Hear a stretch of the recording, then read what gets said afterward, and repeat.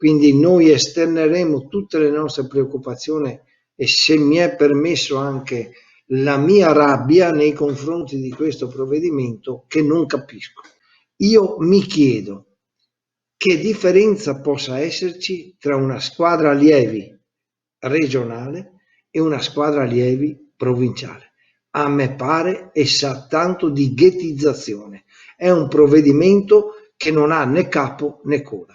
Un conto era se avessero detto blocchiamo l'attività di base. Sappiamo tutti che, passatemi il termine, gestire, fra virgolette, fra caporale, dei ragazzini di 6, 7, 8 anni è molto più difficile che gestire allievi o giovanissimi.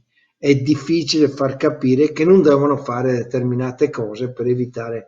La nostra, cioè quella delle società, non deve essere più intesa come una questua.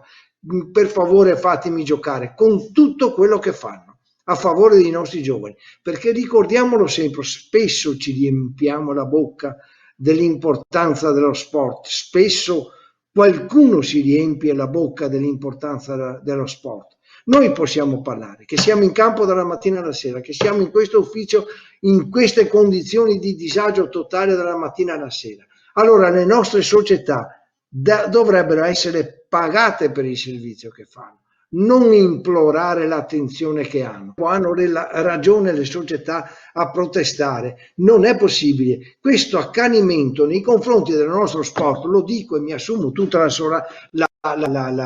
responsabilità di quello che sto dicendo. Magari domani mi mandano via e farebbero anche bene, ma hanno non una ma 1.000, 1.000.000 di ragioni. Non è possibile che ogni giorno loro facciano attività. Cioè, io sabato sono andato a vedere i Pulcini, succedeva questo, ieri sono andato a vedere una partita di prima categoria, perché questi sono i campi che noi, che conosciamo, frequentiamo, che noi conosciamo quello che sta succedendo, non altri. E allora sono andato in prima categoria e anche in prima categoria hanno osservato tutto questo. Hanno osservato distanze, temperatura, igienizzazione, hanno acquistato negli spogliatoi, c'erano gli apparecchi al plasma freddo, ma cosa devono fare di più? Le società, per salvaguardare la salute dei nostri ragazzi, hanno acquistato le borracce, hanno acquistato